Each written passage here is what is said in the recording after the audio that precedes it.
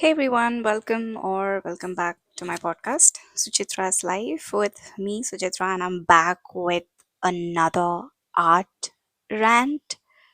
Well, it's not like as if I'm venting out or anything, it's just that it sounds catchy, art rant. But these are episodes where I'm just talking about how my art journey is coming along and something new that I found or something old that I'm revisiting. So anything and everything about like art basically. So art by what I mean is visual stuff. Like for me, because that's what I'm drawn to, but art could mean like absolutely anything. Music, dance, pretty much everything. And you never know, maybe I would end up talking about other things apart from the visual art, drawing and painting, and I don't know. I just like seeing colors on paper on screen. I'm drawn to colors and everything that's colorful. So probably that's why I've started this. Like I didn't like really plan on it or anything, but this is becoming like a segment of its own. So I'm like, yeah, let's go with it. Art rant. So let me refresh my memory. Like what was I saying in the last art talk slash rant? Yeah, I was telling you all that I'm kind of scared, or not scared, maybe a bit overwhelmed to start this drawing challenge on this website called Drawbox. Well, I haven't really started it yet, but I am considering it, like still considering it because it's basics, fundamentals, and core essentials, everything together.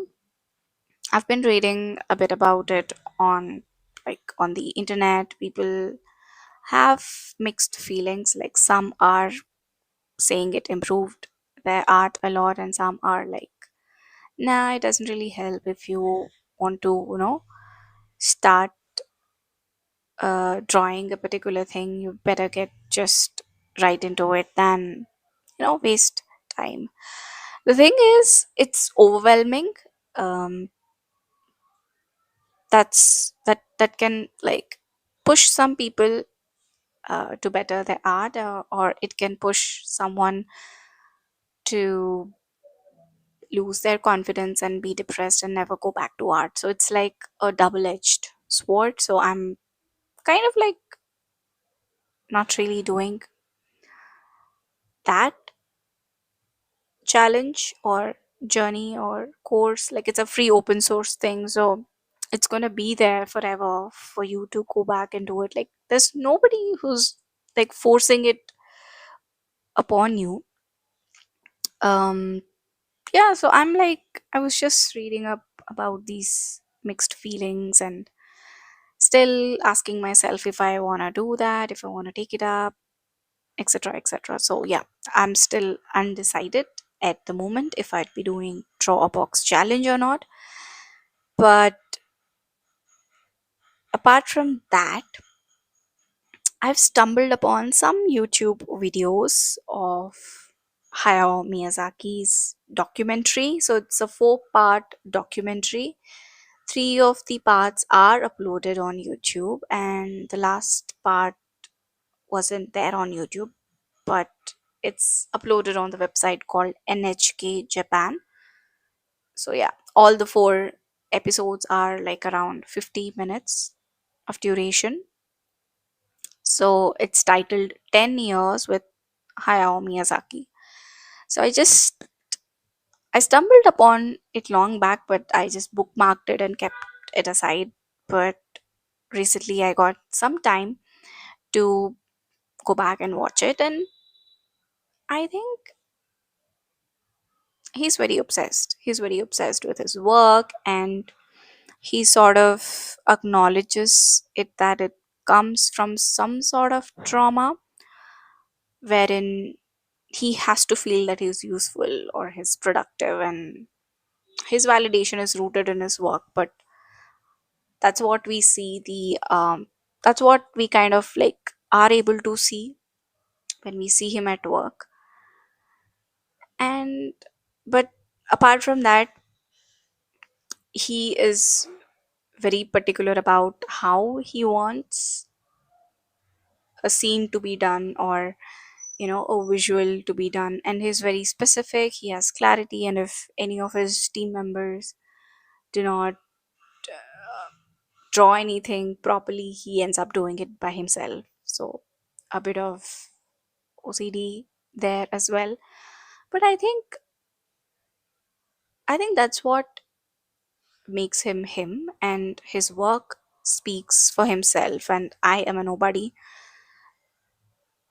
but a big fan of Studio Ghibli films, and I wanted to see how this man works and what's behind the scenes and all. But yeah, I think the documentary was very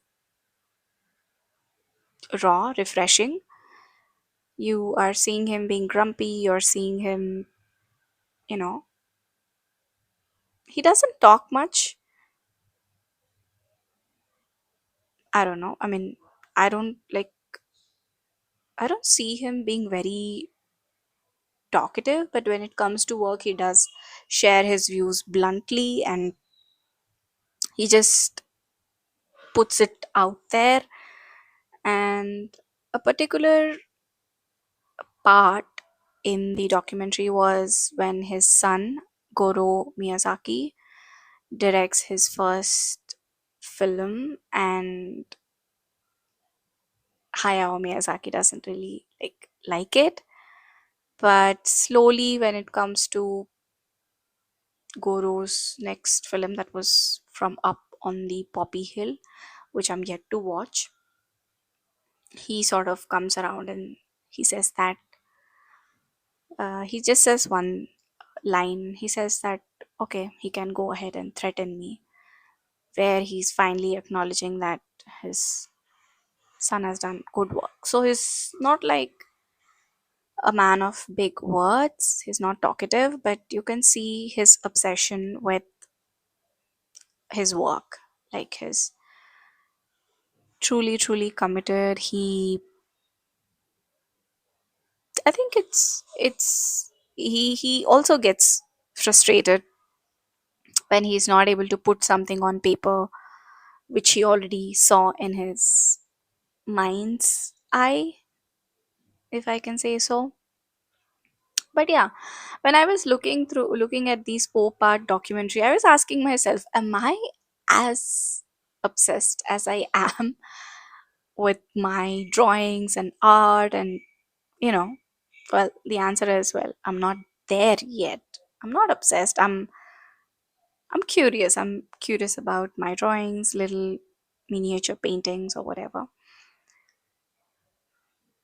It's it's so, how do I say, it's so kind of inspiring and motivating to see somebody doing their work. I don't know, I like watching people do their stuff. It motivates me to go back and do my stuff. So he talks about his frustration if he's not able to visualize a particular scene or a character. And he's, yeah, I just felt like his that typical Asian father. but yeah, his dedication to the craft. And like, I really loved Ponyo, so I got to see some behind the scenes for Ponyo, and it was interesting, and I'd like to, probably this would be my recommendation to you all, to watch the documentary called 10 Years with Hayao Miyazaki. 3 parts are available on YouTube, but all the 4 parts are available on nhkjapan.com. Yeah, that's the website. Well, yeah, coming to my art journey, well, April was like, I couldn't do much because there was, like, I was getting shocks after shocks. at my work. I couldn't really focus on the art part in April, but in May I've come back. I've done, I think, 18-ish paintings and drawings combined. So far I've done 18-ish, and yeah, I mean, there's still couple of days more to go in this month and I can probably sit and do more drawings. So the idea of me doing drawing and painting every day, somehow that is not happening. But what's happening is I sit on a particular day and I do like 5 or 6 at one go, and then I don't do anything for like 3 4 days. So that's seems to be my rhythm. Again, I don't think beating myself up is gonna help me in any way. So I'm like, okay, though I said I do something every day, maybe I can do many things on just one day and take a break for a few days. Maybe that's my rhythm. But I do a little sneaky thing. What I do is, even if I have done like 5 to 6 drawings or paintings in one day, I the date I put is like every succeeding day's date, if you get what I meant. Like, let's say on 20th May, I did 5 paintings.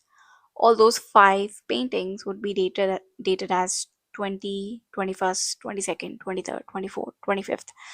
So basically, when I look back, I'm like, oh yeah, I did something every day, but now, that's not the case, but I'm doing it anyways because why not? And I've stumbled upon couple of YouTube videos. I think YouTube has, or I mean, this year it's becoming something I am like, it's becoming my go to source to learn things, to watch people at work. I've stumbled upon a couple of videos. The first one is a video where Kazu Oga, who is the art director um, and background artist for um, many of, I think, Ghibli films. I saw him watch paint a background. Okay, he took 6 hours and he painted this beautiful misty forest scene. And when I saw him at work, I'm like, whoa! I was blown away.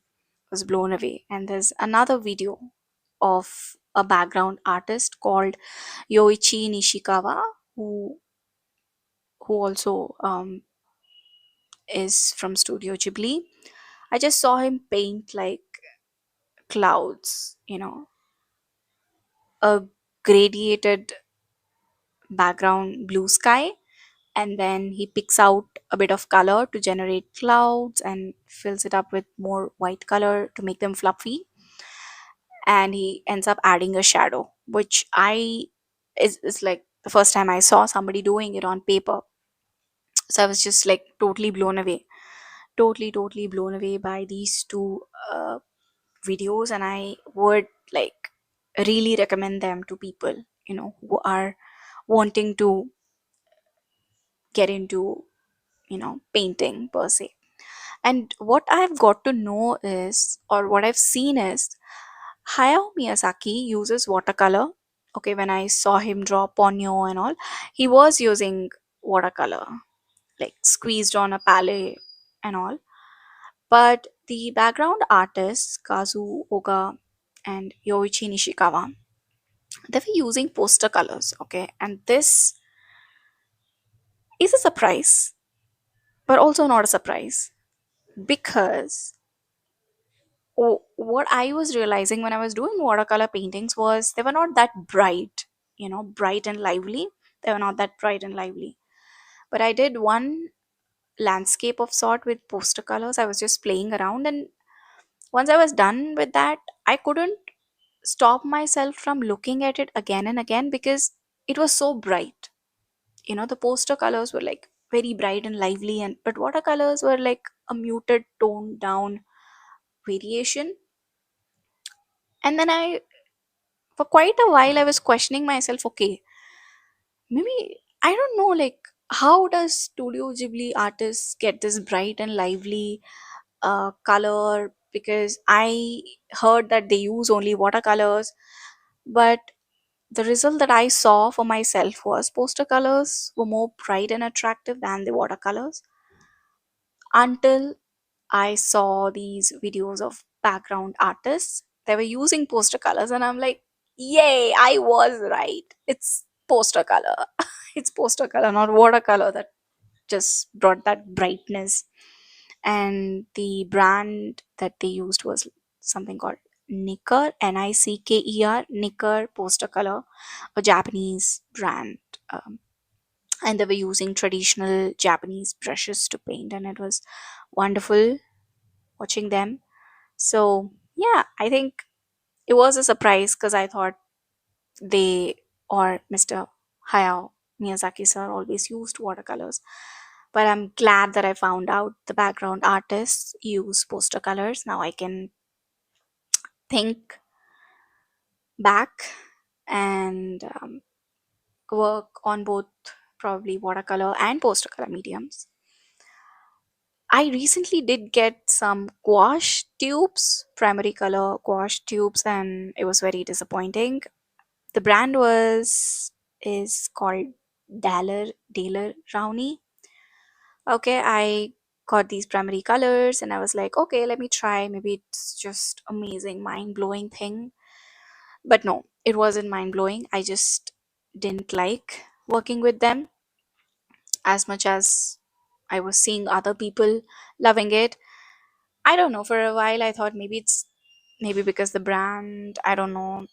Maybe I should get Himi gouache. Well, that is like a costly affair. But I was like, well, let me see. Daler Rowney is a reputed brand. It's not a bad one. It's a reputed one. And then I tried it, and then I didn't really like it. What I've realized is I can water it down and use them as watercolors, but to use them as gouache, I don't know. It just, I don't know. I didn't really like the consistency or even the effect. I felt like I couldn't work around the consistency somehow. I don't know, or maybe I'm just not like understanding the medium well enough. That could be the case, but I think I really fell in love with poster colors. Probably I'll go back to it. And watercolors, of course, it's always there. Yeah, I think the more I am doing, the more I'm realizing what I'm drawn to, and probably that's the conclusion of this episode. Like, the more you do, and the more you expose yourself to different mediums and all of that, probably you'll understand what's attracting you to it, and that might be a good venture. Yeah, and I've recently made a proper Procreate artwork. Okay, I've followed a tutorial. I found this amazing YouTube channel called Art with Flow. She has all Procreate artworks up there. I mean, the tutorials up there for beginners, intermediary level people, and maybe even advanced level on a Patreon. But yeah, I have done like, I've had Procreate like what, for a year now, and this is like a proper artwork that I did, and I'm so happy that I'm finally like getting back to exploring things. And yeah, I think art should be like playful and fun, and yeah, I think if you keep coming back to it, probably it's worth it. So that's another takeaway. And yeah, this was my art rant slash talk slash exploration, or whatever you want to call it. And yeah, I am rereading Big Magic by Elizabeth Gilbert. Another recommendation from me: if you are an artist, kindly have this book with you so that you go back, and it's a good reminder. Big Magic by Elizabeth Gilbert, and there's another one called Still Writing by Danny Shapiro. I hope I pronounced the name correctly.